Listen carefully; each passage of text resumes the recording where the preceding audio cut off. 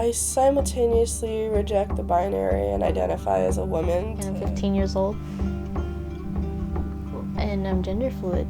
Yeah, I think I've always been queer, but I never accepted that, and it's been a weird process kind of coming to terms with that. I have 2 bonus children that are otherwise known as stepchildren, a term that I do not like to use, and 1 child that is my partner and I's child, and 2 of those children are gender nonconforming. And I'm a mother of 3, and 1 of which so far is cisgender, and then 2 that are gender nonconforming. Women don't sit with their legs open, that's improper. You need to sit with your legs closed or crossed. That was the classic thing I always remember being told. Where my sister, she gave me a pink cup, and my cousin, she gave him a blue cup. And I'm like, I want the blue one. And she's like, but that's for boys. And I'm like, okay, I want the blue cup. I don't see what's wrong with that. I want the blue cup. And I just remember always wanting to play dress up and just being, never doing sports or anything that most guys do or whatever. I think the fathers in my life have reinforced the whole men are not supposed to be emotionally aware, emotionally intelligent, emotionally functioning people. They're supposed to try to fix things. Being born and labeled as a male from my own childhood, just not really having capabilities emotionally or being able to really express myself, and feeling like it was not my place to be emotional. What's typical for boys and what's typical for girls, and in our culture,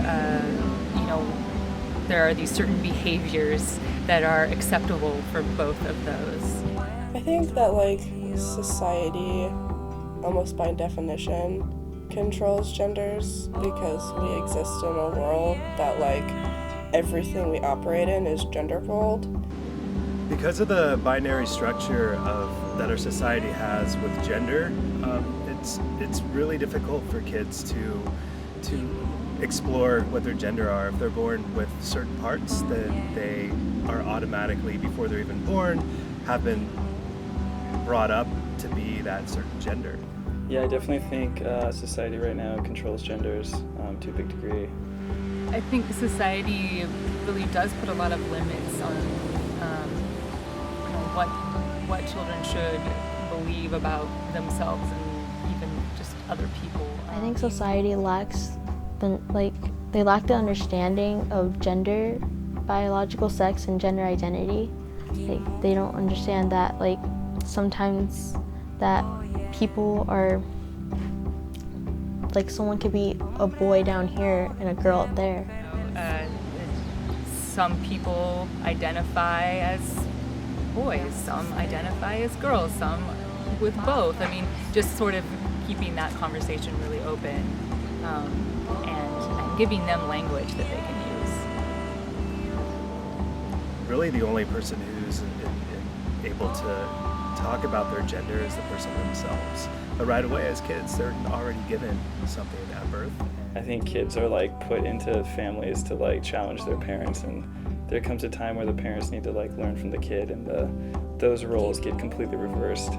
I think that's hard for a lot of parents to accept that their children can teach them something. Okay, it's still hard to break those things, those habits that we've been around our whole life. But being able to offer our kids that freedom has been really liberating for us and for them. And we're learning actually a lot more from them than we can from anyone else. It's hard to say because it's a system that's been around for such a long time. Where do you even begin? But I do see a lot more awareness being raised, and I think that as that awareness grows, the generations that are following will probably be more comfortable exploring different gender variants. And I feel like we're moving in that direction. I don't think it's hopeless. I think we've come a long way recently. I feel that we can be whatever we want to be, because as a child we were told that we can be anything. If you identify as a girl, you are a girl no matter what you have. Like, it doesn't matter what's down here, it all matters what's up there. Sometimes they don't go together, and that's okay.